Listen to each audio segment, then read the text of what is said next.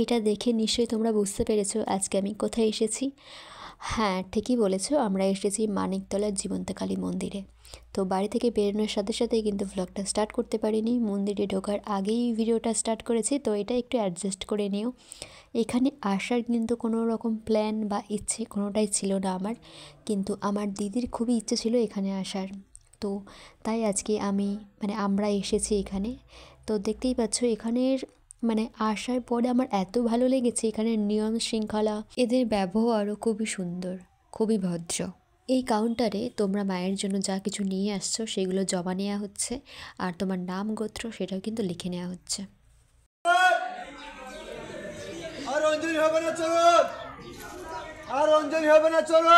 আমরা এমন সময় পৌঁছেছি যে আমরা এন্টার করার পরে কিন্তু গেটটা লাগিয়ে দেওয়া হয়েছে, এখন আর কাউকে ঢুকতে দেওয়া হবে না। সেই বিকাল 4টের সময় ঢুকতে দেওয়া হবে, আর অঞ্জলি হবে সন্ধ্যা 7টায়। গতকাল ছিল শনিবার, আবার পূর্ণিমা, শনিবারের পূর্ণিমা, এই রকম তিথি কিন্তু খুবই কম আসে। তাই শনিবারে পূর্ণিমা তিথি পুজো দেওয়ার জন্য কিন্তু খুবই মানুষ ভিড় জমিয়েছিল কাল। আর আজকে যেহেতু এখনও পূর্ণিমা ছাড়েনি, তাই এই পূর্ণিমার অঞ্জলিটা দেওয়ার জন্য সবাই কিন্তু খুবই ভিড় জমিয়েছে। আই থিঙ্ক এত করে তো পূর্ণিমা ছেড়ে গেছেই হবে, কিন্তু আমরা অঞ্জলিটা দিতে পারিনি যেহেতু আমরা অনেক লেট পৌঁছেছি। আর প্রথমবার তো এখানে এসেছি, একটু খুঁজে খুঁজে আসতে হয়েছে, কিন্তু খুবই সহজ রাস্তা। যদি তোমরা কেউ আসতে চাও সেটা কমেন্টে জানিও, আমি অবশ্যই ঠিকানা দিয়ে দেব। আর এত ভিড়ের মধ্যে একটা লম্বা মতো মেয়ে দাঁড়িয়েছিল, যার জন্য আমি খুব একটা ভালো করে ভিডিও করতে পারছিলাম না।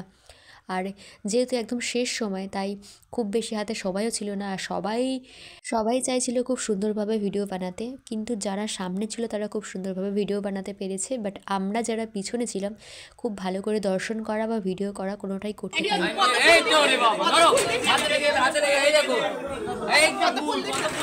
এই ব্যবহারটা সত্যি অনেক খারাপ লাগলো, কিন্তু কি বলো তো, সকাল থেকে তারা, এখন বাজে 1:45 মতো, তারা সকাল থেকে পুজো করছে, তাদেরও তো একটা ধৈর্যের ব্যাপার আছে। সব মানুষ যদি সারাক্ষণ ফুল চায়, তারাও তো ধৈর্য হারায়, তাই না?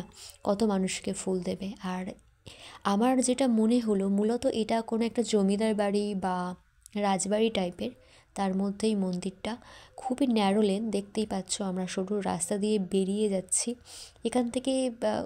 এতটাই ন্যারো, কি বলবো, দুজন মানুষ পাশাপাশি দাঁড়ালে আর কেউ যেতে পারবে না, কেউ পাশ কাটিয়ে যেতে পারবে না, এইরকমই ন্যারো লেন। তো আমাদের মায়ের দর্শন করা হয়ে গেল, আর আমার দিদি ছিল কিন্তু না খেয়ে। ও ভেবেছিল অঞ্জলি দেবে, কিন্তু আমরা আসার অনেক আগে অঞ্জলি হয়ে গেছে। যদি একটু আগে আসতাম তাহলে হয়তো অঞ্জলি দিতে পারতাম, যদিও আমি কিন্তু না খেয়েছিলাম না। আর এই যে লাইনটা দেখছো, এই লাইনটা কিন্তু ভোগ বা প্রসাদ নেওয়ার লাইন। তো আজকে প্রচুর লাইন পড়েছে। এমনটা নয় যে একদিন প্রসাদ দেওয়া হয়, এখানে কিন্তু প্রতিদিন প্রসাদ দেওয়া হয়, প্রতিদিন কিন্তু এরকম লাইন পড়ে। এবারে বলি তোমরা কিভাবে আসবে। সবার প্রথমে পৌঁছাতে হবে শিয়ালদা স্টেশন থেকে বেরিয়ে মানিকতলাগামী বাস ধরতে হবে। বাসে উঠে সুকিয়া স্ট্রিট নামতে হবে, একটুখানি রাস্তা শিয়ালদা স্টেশন থেকে, হেঁটেও আসতে পারো। তো সুকিয়া স্ট্রিট নেমে যেখানে বাস নামিয়ে দেবে তার অপোজিটে যেতে হবে, রাস্তার উল্টো দিকে গেলেই কিন্তু দেখতে পাবে হোমিওপ্যাথি হসপিটালের পাশে একটা গলি আছে, সেই গলি দিয়ে ঢুকে ফার্স্টে আরও একটা গলি পড়বে ডান দিকে, একদম ন্যারো। তো ওই গলিটা আসলে কিন্তু তোমরা দেখতে পাবে শ্যামসুন্দরী মন্দির। তো আমরা লাইনে দাঁড়িয়েছিলাম ভোগ নেওয়ার লাইনে, তো লাইন চলে এসেছে একদম। আরও একটা কথা তোমাদেরকে জানাই, এখানে ভক্তরা মায়ের ভক্তরা মাকে যা যা অর্পণ করে সবটাই কিন্তু মানুষের মাঝে এভাবে বিলিয়ে দেওয়া হয়। এখানে ভোগে ছিল মিষ্টি, আলুর দম, তারপর ছিল কলা, পোলাও, সিঁদুর, আলতা, পায়েস। তো এখানে যে মিষ্টিটা দেখছো, মায়ের জন্য অনেকে তো মিষ্টি প্রসাদ নিয়ে আসে, ভক্তরা যাই নিয়ে আসুক না কেন সেটা কিন্তু সবার মাঝে বিতরণ করে দেওয়া হয় এইভাবে। এটা কিন্তু খুবই ভালো। আর ভিডিওটা কেমন লাগলো অবশ্যই কমেন্টে জানিও। Thank you.